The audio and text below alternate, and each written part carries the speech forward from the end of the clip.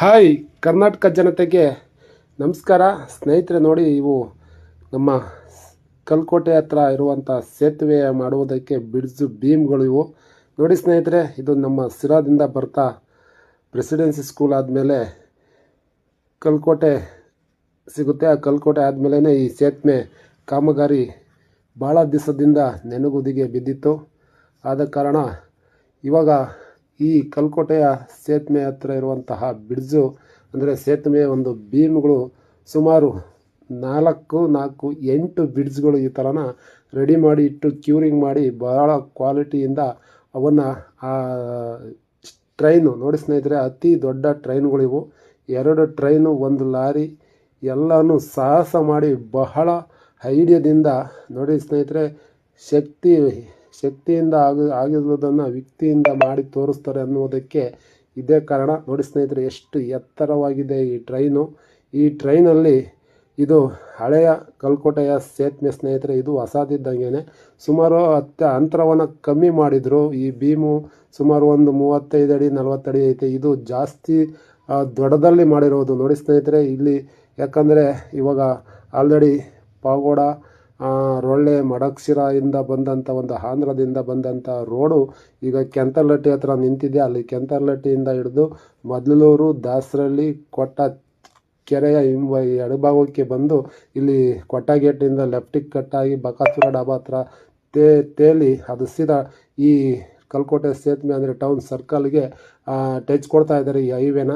ಅದಕ್ಕೋಸ್ಕರನ ಈ ಸೇತುವೆಯನ್ನು ಭಾಳಷ್ಟು ಬಂದೋಬಸ್ತಲ್ಲಿ ಡಬಲ್ ಅಂದರೆ ಇದು ಸ್ವಲ್ಪ ಈ ಸೇತುವೆಗಿಂತ ಆ ಸೇತುವೆ ದೊಡ್ಡದಾಗಿ ಮತ್ತು ಹೈಟಾಗಿ ಚೆನ್ನಾಗಿ ಕ್ವಾಲಿಟಿಯಲ್ಲಿ ಈ ಬ್ರಿಡ್ಜ್ಗಳನ್ನು ಕ್ಯೂರಿಂಗ್ ಮಾಡಿ ನೋಡಿ ಸ್ನೇಹಿತರೆ, ಏನು 2 ಟ್ರೈನ್ಗಳು ಆ ಕಡೆ ಈ ಕಡೆ ಹಿಡಿದು ಅದನ್ನು ಎತ್ತಿ ಆ ಸೇತುವೆ ನಿರ್ಮಾಣ ಮಾಡುವುದಕ್ಕೆ ಸುಮಾರು ಈ 8 ಬ್ರಿಡ್ಜ್ಗಳನ್ನು ಅದರ ಮೇಲಕ್ಕೆ ಎತ್ತಿಡುವುದಕ್ಕೆ ಸುಮಾರು ಒಂದು 10 ರಿಂದ 15 ಲಕ್ಷ ರೂಪಾಯಿ ಖರ್ಚು ಬರ್ತೈತೆ ಅಂತೆ. ಸುಮಾರು ಇವು ಆಗಲೇ ಒಂದು 4-5 ದಿವಸದಿಂದ ಕೆಲಸ ಮಾಡ್ತಾನೇ ಇದ್ದಾರೆ.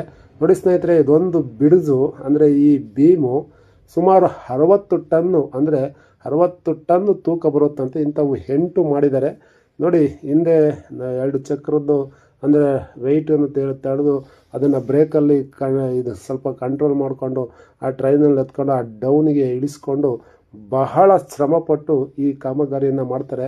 ಕೆಲವರು ಏನ್ರಿ ಅವರಿಗೆ ಇದು ಕಾಂಟ್ರಾಕ್ಟ್ ಆಗಿದೆ, ಬೇಗ ಕೆಲಸ ಮಾಡೋಕ್ಕಾಗಲ್ವೇ, ಹಿಂಗೆ ನಾನು ಸಹ ಸಾಕಷ್ಟು ಕೇಳ್ಕೊಂಡು ವಿಡಿಯೋಗಳನ್ನು ಮಾಡಿದ್ದೀನಿ. ಈಗ ಗೊತ್ತಾಯಿತು ನನಗೆ, ಒಂದು ಸೇತುವೆ ಒಂದು ಬ್ರಿಡ್ಜನ್ನು ಒಂದು ಸೇತುವೆ ಮಾಡಬೇಕಾದ್ರೆ ಎಷ್ಟೊಂದು ಕಷ್ಟ ಇದೆ, ಎಷ್ಟೊಂದು ಟ್ಯಾಲೆಂಟ್ ಬೇಕು, ಎಷ್ಟು ಬುದ್ಧಿ ಉಪಯೋಗಿಸ್ಬೇಕು, ಎಷ್ಟು ಖರ್ಚಾಗುತ್ತೆ, ಇದಕ್ಕೆ ಯಾವ್ದಾರೆಲ್ಲ ಶ್ರಮ ಪಡಬೇಕು ಅಂತ ನೋಡಿ ಸ್ನೇಹಿತರೆ. ನೈಟು ಹಗಲು ಸೇರಿ ಈ ಸೇತುವೆ ನೋಡಿ 14 ಆ ಕಡೆಗೆ 4 ಈ ಕಡೆಗೆ 4 ಎತ್ತಿಡುವುದಕ್ಕೆ ಎಷ್ಟೊಂದು ಪ್ರಯತ್ನ ಪಟ್ಟು ಇದನ್ನು ಕೆಲಸ ಮಾಡ್ತಿದ್ದಾರೆ.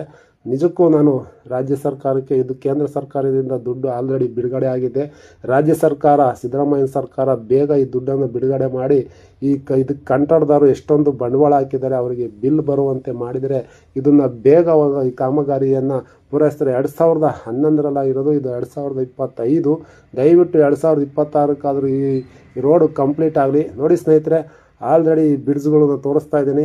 8 ಆ ಕಡೆಗೆ 4 ಈ ಕಡೆಗೆ 8 ಈ ಕಡೆಗೆ 4 ಆ ಕಡೆಗೆ 4 ಎತ್ತಿಟ್ಟಿದ್ದಾರೆ. ಎತ್ತಿ ಆ ಕಡೆಯಿಂದ ಟ್ರೈನು ಈ ಕಡೆಯಿಂದ ಟ್ರೈನು ಟ್ಯೂಬ್ ಲೆವೆಲ್ ಇಟ್ಬಿಟ್ಟು ಎತ್ತಿ ಲೆವೆಲ್ ನೋಡ್ತಾ ಇದ್ದಾರೆ. ಆಮೇಲೆ ಇದನ್ನು ಅಗಲವಾಗಿ ಸೆಂಟ್ರಿಂಗ್ ಮಾಡಿ ಕಾಂಕ್ರೀಟ್ ಆಗಿ ಅದರ ಮೇಲೆಗಡೆ ಸೇತುವೆ ಆ ಕಡೆ ಈ ಕಡೆಗೆ ಕೈಪಿಡಿ ಕಟ್ಟಿ ಒಂದು ಬಸ್ಸು ಲಾರಿಗಳನ್ನು ಹೋಗುವಂತೆ ಮಾಡ್ತಾರೆ. ನೋಡಿ ಸ್ನೇಹಿತರೆ, ಯಾರೆಲ್ಲ ವಿಡಿಯೋ ನೋಡ್ತಾ ಇದ್ದೀರಾ, ವಿಡಿಯೋ ಇಷ್ಟವಾದರೆ ಶೇರ್ ಮಾಡಿ. ನಿಮ್ಮ ಹುಡುಗ ಕೊಟ್ಟಾರಾಜಣ್ಣ ಎಷ್ಟೊಂದು ಶ್ರಮಪಟ್ಟು ಈ ಇದನ್ನು ಸೇತುವೆಯನ್ನು ಮಾಡ್ತಿದ್ರೆ ಅವ್ರಿಗೂ ಸಹ ಹೃತ್ಪೂರ್ವಕ ಧನ್ಯವಾದಗಳು. ದಯವಿಟ್ಟು ರಾಜ್ಯ ಸರ್ಕಾರ ದುಡ್ಡು ಬಿಡುಗಡೆ ಮಾಡಿ ಇಂಥವ್ರಿಗೆ ಬೇಗ ಹಣ ಮಾಡಿದರೆ ಬೇಗ ಕೆಲಸ ಆಗ್ತಾರಂತ ಈ ಮೂಲಕ ವಿಡಿಯೋದಲ್ಲಿ ಹೇಳ್ತಾ ಇದ್ದೀನಿ. ನಿಮ್ಮ ಹುಡುಗ ಕೊಟ್ಟಾರಾಜಣ್ಣ.